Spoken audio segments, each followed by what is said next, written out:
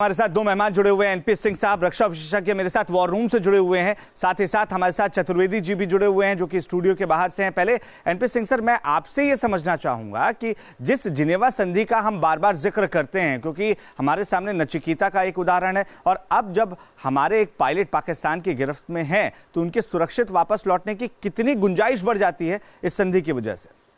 आज के परिप्रेक्ष्य में पाकिस्तान, हमारे जो पायलट, जो बहादुर पायलट उनकी सीमा में चले गए हैं और उन्हें अपनी कस्टडी में लिया हुआ है। आज के परिप्रेक्ष्य में उनके लिए उनके साथ कुछ भी गलत कर पाना संभव नहीं होगा। उनकी आदत रही है, उनका एक रवैया रहा है, बहुत ही गलत रहा है। दुनिया के सारे देश जिनेवा संधि के हस्ताक्षर करता है। पाकिस्तान ने भी उसे साइन किया हुआ है, भारत ने भी साइन किया हुआ है, और उसका एक लेट डाउन प्रोटोकॉल है कि किसी भी देश के प्रिजनर ऑफ वार को अगर पीस टाइम में या वार टाइम में कोई दूसरी बाउंड्री में चला जाता है, उसे हमें किस तरह से ट्रीट करना है, वो सारी गाइडलाइंस लेट डाउन है। और आज जब माहौल विश्व में ऐसा बना हुआ है कि कोई भी देश, आज हर देश को ये बहुत स्पष्ट है कि पाकिस्तान की किस तरह की गतिविधि हैं, आतंकवाद की किस तरह से वहाँ पाला परोसा जा रहा है, किस तरह से वहाँ से एक्सपोर्ट किया जा रहा है, और जो भारत ने कार्रवाई की है वो सिर्फ आतंकवाद के खिलाफ रही है। बिल्कुल। तो आज की स्थिति में मतलब बहुत ज्यादा अगर वो करते हैं, पाकिस्तान घिरा हुआ है, इस पूरे पाकिस्तान चारों तरफ से घिरा हुआ है।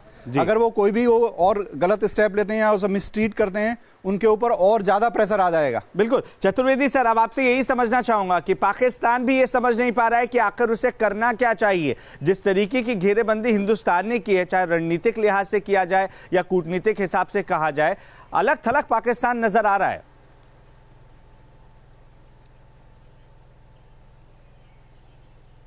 जी बिल्कुल। पाकिस्तान इस वक्त डिप्लोमेटिकली काफ़ी बुरी तरह घिर गया है और उसके ऊपर दो तीन और तलवार टंगी हुई हैं। जैसे कि उन्होंने, अगर कोई भी उनकी ऐसी एक्टिविटी दिखती है, वो ग्रे लिस्ट पे रखे गए FATF के ऊपर, तो ज़रा सा भी उन्होंने अगर इधर उधर किया और ये लगा कि वो आतंक को समर्थन दे रहे हैं, तो ब्लैक लिस्ट हो जाएंगे। तो जो कुछ भी उनकी जो इतनी वीक और फ्रेजाइल इकोनॉमी इस वक्त है, वो और ज़्यादा बुरी हालत में हो जाएगी। अभी आपने बोला कि इंडियन पायलट जिसको कि वहाँ पे उनकी कस्टडी में है, तो वो तो जो डैमेज तो वो कर चुके हैं, सामने उन्होंने अपने आप ही वो वीडियो दिखा कर दिया किस तरह से उसको उन्होंने मारा पीटा।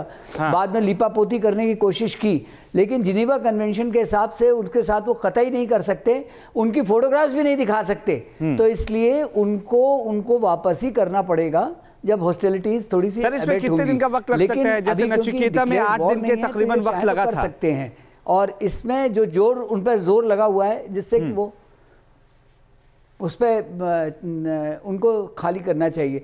तो तीसरी चीज जो एक बहुत बड़ी बात यह है कि इस वक्त जो सेना का हमारा है, वो अपनी कोशिश करेंगे, ग्राउंड लेवल अटैक ही करते रहेंगे, क्योंकि कल के बाद उनका एक F-16 गिरा, उसके बाद एनपी सिंह सर, एक चीज और समझना है कि पाकिस्तान की मजबूरी समझी जा रही है। जिस तरीके से पाकिस्तान गिड़गिड़ा रहा है कि हम तो शांति की बात करना चाह रहे हैं, ये किस तरीके की शांति की बात कर रहा है? हिंदुस्तान उनके आतंकी ठिकानों पर अटैक करता है और वो रिहायशी इलाकों में बम बरसाने की कोशिश करते हैं। इस तरीके से क्या शांति लाने की कोशिश कर रहा है पाकिस्तान? हम जैसा कि पिछले 2-3 दिनों से डिस्कस कर रहे हैं, पाकिस्तान की बहुत बड़ी समस्या ये है कि पाकिस्तान की जो इलेक्टेड गवर्नमेंट है, वो एक फुल फ्लेज्ड गवर्नमेंट की तरह कभी व्यवहार कर ही नहीं सकती। गवर्नमेंट कुछ बोलती रहेगी, अपना स्टैंड, इंटरनेशनल प्रेशर, उन्हें दिखाई दे रहा है कि हम किस स्थिति में ग्लोबली आइसोलेटेड हैं। कोई भी कंट्री उनके ओपन सपोर्ट में नहीं है, क्योंकि वो आतंकवाद का सपोर्ट कर रहे हैं, वो कहना नहीं चाहते हैं।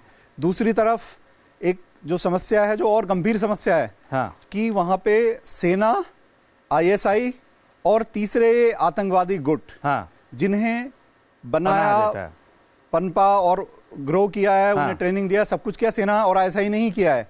लेकिन आज उनके साथ जिस चीज को शायद हम कम समझ पाते हैं, आम पब्लिक, एक और बहुत जो दूसरा पक्ष इसका ये है कि वहां पे एक ऐसा फंडामेंटलिस्ट और क्लर्जी सेगमेंट है, जिन्हें इन आतंकवादियों ने बहुत अपने साथ लेके, और जो बहुत गरीब लोग हैं उन पे टारगेट करके उनका ब्रेन वॉश करते हैं। और इसका खामियाजा ऐसा नहीं है कि सिर्फ दुनिया के दूसरे मुल्क अभी तक झेल रहे हैं, पाकिस्तान भी इसे झेल चुका है, लेकिन ऐसा लग नहीं रहा है कि इससे कोई सबक पाकिस्तान ने लिया।